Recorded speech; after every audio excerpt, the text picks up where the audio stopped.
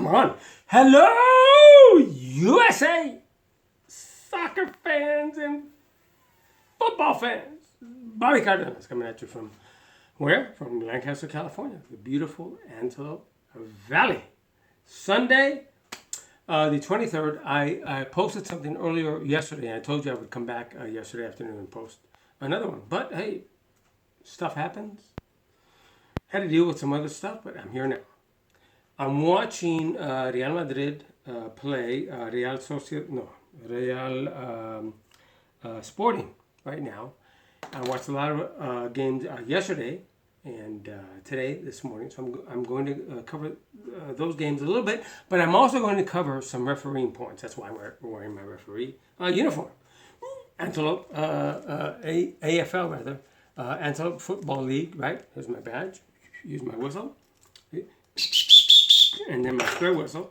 And then I've got two watches and my cards and my report with a pen, right? You have to gotta write stuff down, of course, right? And on this in this pocket, right, you got the spare pen, and you have the coin for the coin toss, right? Okay, so I'm set. I got all my stuff. But you know what? You also need other things as a referee. First of all, the first thing you need is this. And I'm serious about this, okay?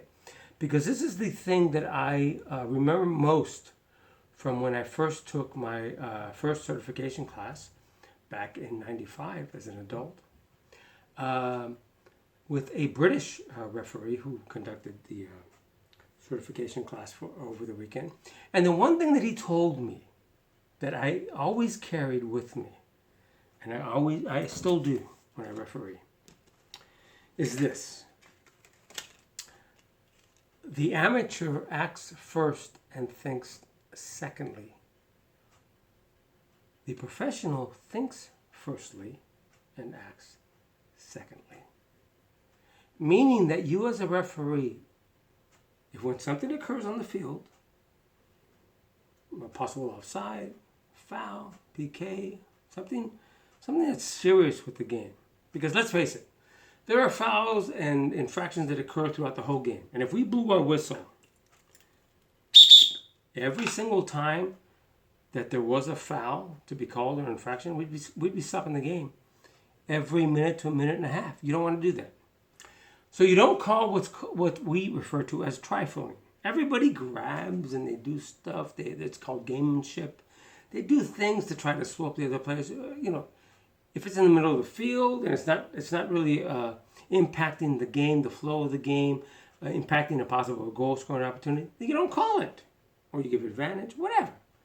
But when the need arises to really call something, you, as a referee, must be confident that you saw what you saw, or your assistant referee saw something that maybe you didn't, and you converse, you talk about it, and then you make the call. The important thing is you always get it right.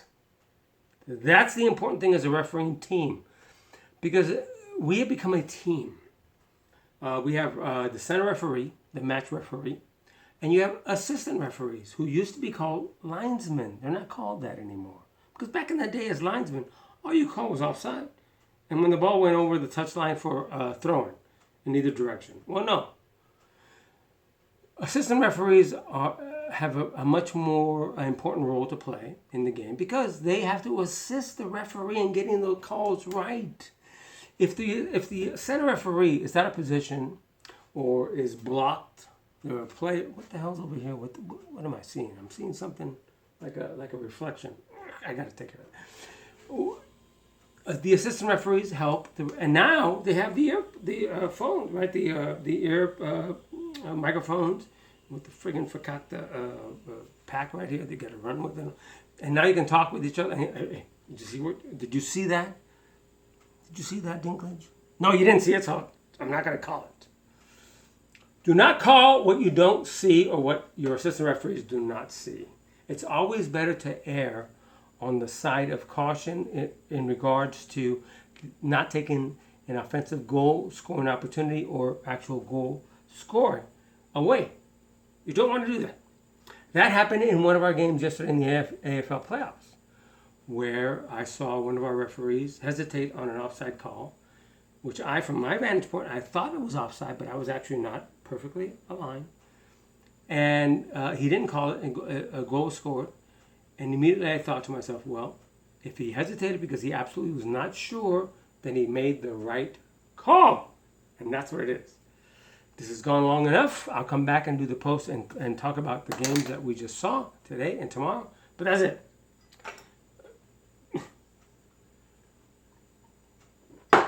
It was important for me to talk about those things as referee points, right? I think so. I know so. All right, say no to racism. Always say no. These guys. Go! Ronnie James Dio horns.